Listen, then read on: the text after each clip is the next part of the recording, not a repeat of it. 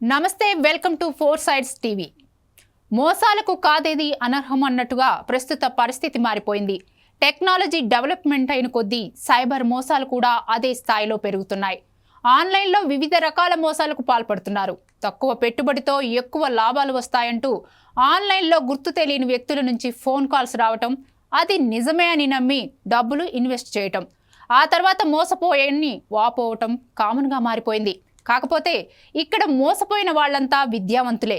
Cyber మోసాలపై ఎంత అవగాహన కల్పిస్తున్నా కంత్రిగాళ్లు మాయ మాటలతో బురుడి కొట్టిస్తూనే ఉన్నారు. మెట్రోపాలిటన్ సిటీస్ అయిన ఢిల్లీ, బెంగళూరు, హైదరాబాద్లోనే ఎక్కువగా ఈ తరహా మోసాలకు పాల్పడుతున్నారు కేటుగాళ్లు. సైబర్ నేరస్తులు ప్రజలను లక్ష్యంగా చేసుకొని కొత్త పద్ధతుల్లో మోసం చేస్తున్నారు. అందులో పెట్టుబడి మోసాలు అనేవి వారికి ప్రధాన లక్ష్యంగా ఉన్నాయి. ఇటీవలి ప్రభుత్వ నివేదిక ప్రకారం గత 6 నెలల్లో 30,000 మందికి పైగా ఇటువంటి మోసాలకు గురయ్యారు. ప్రజల దగ్గర నుంచి 1,500 కోట్లు కొల్లగొట్టారు.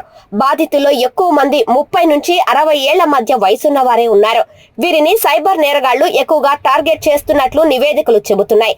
బెంగళూరు, ఢిల్లీ, భాగ్యనగరం లాంటి నగరాల్లో అత్యధికంగా కేసులు నమోదవుతున్నాయి.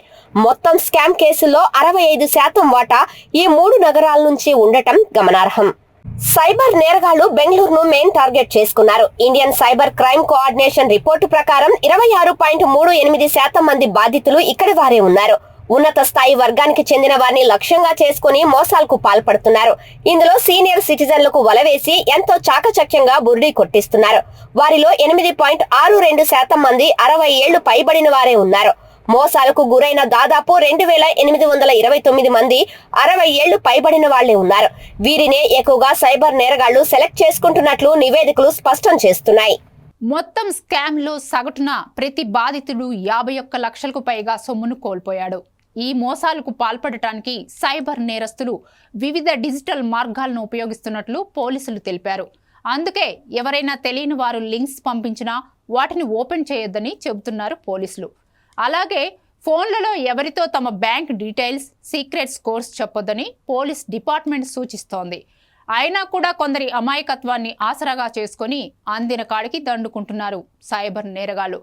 ఎక్కడ ఉంటారో ఎలా ఉంటారో తెలియదు, కానీ అధిక మొత్తంలో డబ్బు ఆశ చూపించి బోల్తా కొట్టిస్తున్నారు. ఇలాంటి సైబర్ మోసగాళ్లతో జాగ్రత్తగా ఉండాలని ప్రజలకు సూచిస్తున్నారు పోలీసులు. మరి ఇప్పటికైనా పోలీసులు ఏం చెప్తున్నారో ఒక్కసారి ఆలోచించాలి. వారు చెప్పే జాగ్రత్తలు పాటించాలి.